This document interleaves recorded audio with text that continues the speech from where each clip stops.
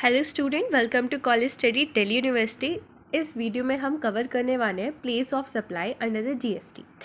अभी देखो आप इसमें क्या पढ़ने वाले हो। लर्निंग ऑब्जेक्टिव्स क्या है कि आप मीनिंग और इंपॉर्टेंस पढ़ोगे प्लेस ऑफ सप्लाई के, and then place of supply determine करना देखोगे। अगर आपने गाइडलाइन वाली वीडियो ध्यान से देखी होगी तो आपको पता होगा कि सेकेंड यूनिट सबसे ज़्यादा मार्क्स की आ रही है और इसमें से न्यूमेरिकल ही आएंगे। But the best part is that इसमें न्यूमेरिकल वो प्रॉपर सॉल्व करने वाले न्यूमेरिकल्स नहीं आने वाले हैं except the valuation of supply. बाकी सब जैसे place of supply, time of supply या मीनिंग ऑफ सप्लाई है, उनमें से आपको ऐसे न्यूमेरिकल्स आएंगे केस पहचानने का, जैसे प्लेस ऑफ सप्लाई बता दो फिर उसका प्रोविजन थोड़ा एक्सप्लेन कर दो। तो मतलब थ्योरी और न्यूमेरिकल बहुत सिंपल न्यूमेरिकल है। सबसे ज़्यादा स्कोरिंग ये यूनिट है बिकॉज इतने कोई हार्ड न्यूमेरिकल नहीं है कि आपको बहुत ज़्यादा सॉल्व करना है। ईजी टू अंडरस्टैंड है, बस आपको कुछ चीज़ें याद रखनी है, कुछ प्रोविजन याद रखनी है एंड आपके 24 मार्क्स पक्के। देन शुरू करते हैं कुछ। अब हम कौन कौन सी लीगल प्रोविजन इसमें पढ़ने वाले हैं। तो सेक्शन 10 है जो supply of service of goods other than import और एक्सपोर्ट बताएंगे। 11 गुड्स को जब हम सप्लाई करते हैं एक्सपोर्ट इम्पोर्ट के केस में। 12 अप्लाई होता है जब हम सर्विसेज को करते हैं except the export and import. And 13 cover करता है जब हम सर्विसेज का एक्सपोर्ट एंड इम्पोर्ट वाला केस हम इसमें कवर करने वाले हैं। देन कुछ इंपॉर्टेंट टर्म अब यहाँ से शुरू होता है, यहाँ से ध्यान देना शुरू कर देना। देखो इंपॉर्टेंट टर्म क्या है कि पहले देखो कि लोकेशन क्या होती है सप्लायर की। सप्लायर की लोकेशन का मतलब है वो जोग्राफिकल प्लेस जहाँ पे सप्लायर जो है वो रजिस्टर्ड हो रखा है जीएसटी के अंदर। ये यूजुअली वही प्लेस होती है जहाँ से जो सप्लायर है वो सप्लाई कर रहा होता है। अगर हम लोकेशन ऑफ सप्लायर देखें सर्विसेज के केस में, तो पहला होता है कि जहाँ पे वो रजिस्टर्ड है, मतलब जहाँ पे उससे वो सप्लाई कर रहा है। दूसरा, अगर वो रजिस्टर्ड प्लेस से नहीं सप्लाई कर रहा है तो जहाँ से कर रहा है मतलब फिक्स एस्टैब्लिशमेंट वो। तीसरा, जो सबसे डायरेक्टली कंसर्न है सप्लाई से वो चीज़। या फिर फिफ्थ, अगर कुछ भी फोर्थ, अगर कोई भी प्लेस अब्सेंस है तो फिर सप्लायर का जो यूजुअल प्लेस ऑफ रेजिडेंस है जहाँ पे वो रहता है वो चीज़ आ जाती है। अगर रिसिपेंट की बात करें तो ये सेम ही लॉजिक इसमें अप्लाई होता है कि जहाँ पे सप्लाई रिसीव हो रही है मतलब वो रजिस्ट्रेशन जहाँ पे ऑब्टेन हो रखा है। या फिर अगर रजिस्टर्ड प्लेस पे सप्लाई नहीं रिसीव हो रही तो फिक्स एस्टैब्लिशमेंट जहाँ पे सप्लाई रिसीव हो रही है। या फिर एस्टैब्लिशमेंट मोस्ट डायरेक्टली जो कंसर्न है रिसिप्ट ऑफ सप्लाई से। और अगर कुछ भी इसमें चीज़ें नहीं है तो usual place of resident of the recipient. I know आपको ये चीज़ें बहुत ही वेग लग रही होंगी। It is just for your basic understanding, you need not to learn it क्योंकि थ्योरी इसमें कुछ ऐसी एज सच आनी नहीं है, बट थोड़ा बेसिक अंडरस्टैंडिंग के लिए था। अब शुरू करते हैं। तो place of supply of goods, यहाँ पे बेसिकली मैं बताऊंगी कि कौन सी चीज़ है और उस केस में प्लेस ऑफ सप्लाई क्या होगा। तो आपको चीज़ें याद ही करनी है, रिटेनिंग इज़ वेरी इंपॉर्टेंट है।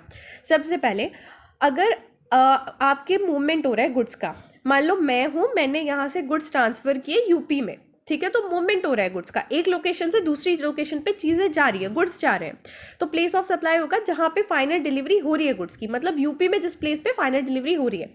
सेकंड केस, अगर मूवमेंट नहीं हो रहा है supply when there is no movement, तो उस केस में क्या होगा कि जहाँ पे मतलब टाइम ऑफ डिलीवरी, जिस टाइम पे मैंने डिलीवरी दी उस टाइम पे लोकेशन क्या थी। जैसे कि मैं शोरूम में मोबाइल खरीदने गई, अब मैं मोबाइल परचेस करने गई शोरूम के अंदर, तो शोरूम वाले ने मुझे जिस शोरूम का उसका लोकेशन क्या था, मान लो दिल्ली का था, तो उस टाइम पे जब उसने मुझे वो मोबाइल दिया तो that is the place of supply. उसका जो शोरूम था that is Delhi, Delhi is a place of supply.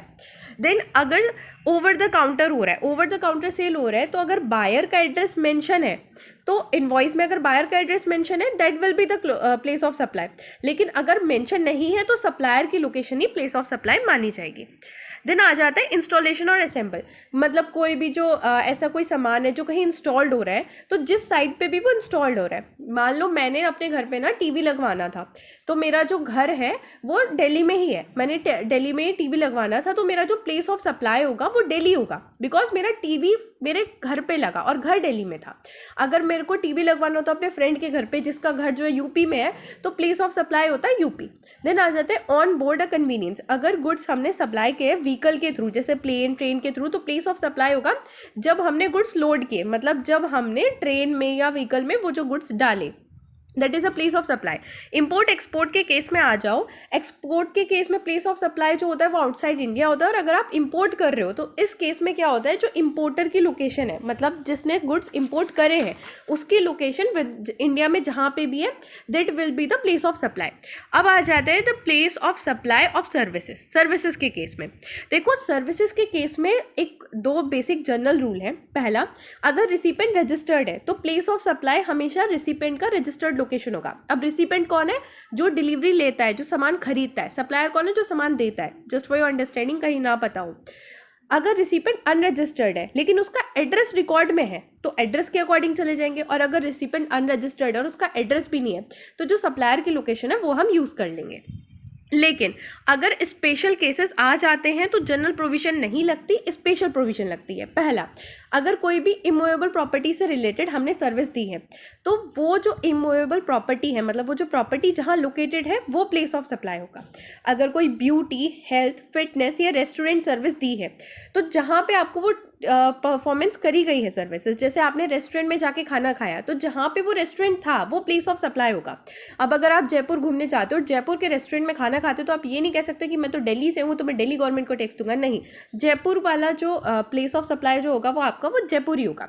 Then training and appraisal, अगर ट्रेनिंग या अप्रेजल दिया गया है किसी भी कंपनी के एम्प्लॉयज़ को और वो जो कंपनी है वो रजिस्टर्ड रिसिपेंट है तो उनकी लोकेशन, और अगर वो अनरजिस्टर्ड है तो जहाँ पे ट्रेनिंग हेल्ड हुई है, ठीक है। एडमिशन टू द इवेंट, अगर आपने मतलब कोई भी इवेंट में आप गए हो, आप इवेंट को आपने ऑर्गेनाइज नहीं कराया, वो नेक्स्ट है, आप इवेंट में गए हो तो जहाँ पे भी वो इवेंट टेक प्लेस कर रहा था that is the place of supply. But अगर आपने इवेंट खुद का ऑर्गेनाइज करा लिया, भाई अंबानी हो रहे हो आप, तो ऑर्गेनाइज करा लिया, तो अगर आप रजिस्टर्ड हो तो आपकी लोकेशन, और अगर आप अनरजिस्टर्ड हो तो जो इवेंट की लोकेशन है। लेकिन मान लो अगर इवेंट आपने अब्रॉड में करा लिया, मतलब प्रॉपर अंबानी हो, बाहर जाके करा लिया जी इवेंट, तो फिर भी आपकी लोकेशन ही होगी। अगर अब्रॉड में इवेंट है तो भी रिसिपेंट की ही लोकेशन होगी। गुड ट्रांसपोर्ट, अगर गुड्स ट्रांसपोर्ट किए हैं, मतलब गुड्स ट्रांसपोर्ट की सर्विस ली है आपने, अगर आप रजिस्टर्ड पर्सन हो तो आपकी लोकेशन, और अगर आप अनरजिस्टर्ड पर्सन हो तो जहाँ पे आपने गुड्स हैंड ओवर किए थे ट्रांसपोर्ट करने के लिए, that will be the place of supply. Then आ जाता है पैसेंजर ट्रांसपोर्ट, अगर पैसेंजर जा रहा है, मतलब शिप वगैरह पैसेंजर्स को लेके जाते हैं ना, तो अगर आप रजिस्टर्ड पर्सन हो और आप ट्रैवलिंग की सर्विस ले रहे हो, मतलब आप एक जगह से दूसरी जगह ट्रैवल कर रहे हो और आप रजिस्टर्ड हो तो आपकी लोकेशन, और अगर आप अनरजिस्टर्ड हो तो जिस जगह से आपने ट्रेन में, शिप में या प्लेन में आप चढ़ो, आपका boarding point, that will be the place of supply. On board services, on board services का मतलब क्या होता है कि आप अगर प्लेन में जा रहे हो और प्लेन में जाते जाते आपने मूवी देखने की सर्विस ली है तो that is on board service. मतलब किसी बोर्ड में, मतलब दैट ट्रेन और एयरलाइन में, मतलब कोई भी प्लेन वगैरह, वेसल्स वगैरह में तुमने कोई सर्विस ली है तो पहला डिपार्चर पॉइंट जो होगा, मान लो आपने जो मुंबई से वो प्लेन लिया था तो Mumbai will be the place of supply, first departure point. Telecom service, अब टेलीकॉम सर्विस जो है वो डिपेंड करती है कि आपका फिक्स्ड लाइन है, प्रीपेड है, पोस्ट पेड है। अब देखो इसमें ना थोड़ा सा मिसप्रिंट है, मैं आपको ये बता देती हूँ, नोट्स आपको टेलीग्राम पे शेयर करते टाइम मैं इसमें एडिट कर दूंगी। अगर फिक्स टेलीकॉम सर्विस है तो प्लेस ऑफ सप्लाई होगा जहाँ पे फिक्सिंग हुई है या इंस्टॉलेशन हुआ है सर्विस का। अगर पोस्ट पेड मोबाइल या इंटरनेट सर्विस है तो आपका जो बिलिंग एड्रेस होगा उस पर आ जाएगा, वो प्लेस ऑफ सप्लाई होगा। अगर प्रीपेड लिया है आपने लेकिन एजेंट के थ्रू लिया है तो एड्रेस जो एजेंट का होगा ना वही आपका प्लेस ऑफ सप्लाई है। और अगर कोई और केस है तो उस केस में रिसिपेंट का एड्रेस होगा एज पर द रिकॉर्ड, और अगर रिकॉर्ड में अवेलेबल नहीं है तो सप्लायर का एड्रेस जो है वही प्लेस ऑफ सप्लाई बन जाएगा। अब आ जाते हैं banking and financial. Banking and financial services में क्या होता है कि अगर आप कोई भी बैंक या फाइनेंशियल सर्विस ले रहे हो तो ऑफकोर्स आपका रिकॉर्ड तो होगा, तो रिसिपेंट रिकॉर्ड या एड्रेस, और अगर आपका रिकॉर्ड नहीं है, भाई आपने दिया ही नहीं, तो फिर सप्लायर की लोकेशन जो है वही होगी। देन इंश्योरेंस, इंश्योरेंस के केस में क्या है कि अगर आप रजिस्टर्ड पर्सन हो तो रिसिपेंट की लोकेशन, और अगर आप अनरजिस्टर्ड पर्सन हो तो एज पर सप्लायर रिकॉर्ड। अगर आपको अभी भी रजिस्टर्ड या अनरजिस्टर्ड समझ नहीं आ रहे हैं तो मैं आपसे रिक्वेस्ट करूंगी कि चैनल पे जाके रजिस्ट्रेशन की वीडियो एक बार देख लो, ज़्यादा देर की नहीं है वरना कॉन्सेप्ट क्लियर नहीं होंगे। देन आ जाता है 12th, अगर गवर्नमेंट एडवर्टाइजमेंट की सर्विस दी जा रही है, मतलब गवर्नमेंट को एडवर्टाइजमेंट लगवाने की सर्विस दी जा रही है तो प्लेस ऑफ सप्लाई होगा जिन भी लोकेशन पे वो एडवर्टाइजमेंट डिस्प्ले किया है। मान लो मोदी गवर्नमेंट को ना अपने बड़े बड़े बैनर्स लगवाने थे तो जिस जिस जगह पे, जिस जिस स्टेट में उन्होंने बैनर्स लगवाए होंगे उन वो सारे स्टेट प्लेस ऑफ सप्लाई होंगे। देन क्रॉस बॉर्डर सर्विसेज, अगर आप सर्विसेज लेते हो क्रॉस बॉर्डर मतलब इंपोर्ट एक्सपोर्ट वाली, तो जनरल रूल ये कहता है कि अगर रिसिपेंट की लोकेशन पता है तो उसे यूज़ करो, अगर लोकेशन नहीं पता तो सप्लायर की यूज़ करो। Of course same general rule, but अब स्पेसिफिक प्रोविजन आ जाती है। ध्यान रखना, अगर कहीं पे स्पेसिफिक प्रोविजन नहीं है तो यही जनरल रूल लगेंगे, बट अगर स्पेसिफिक प्रोविजन है तो जनरल रूल भूल जाना, गलती से भी याद मत करना वरना क्वेश्चन गलत हो जाएगा।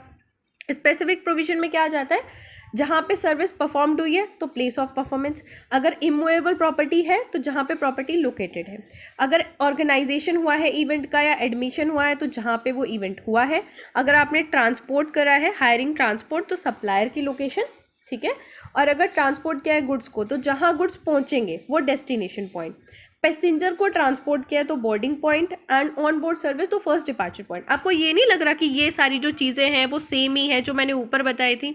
हाँ वो सेम ही है, बट उन्हें अलग से इसलिए मेंशन किया है ताकि अगर क्वेश्चन आपको पूछ ले कि ये क्रॉस बोर्ड सर्विसेज है ऐसे करके आपको थोड़ा कंफ्यूज कर दे तो आप कंफ्यूज ना हो, बाकी सारी चीज़ें वही हैं, बस इसमें एक नया पॉइंट है और वो नया पॉइंट क्या है? Online information and database service.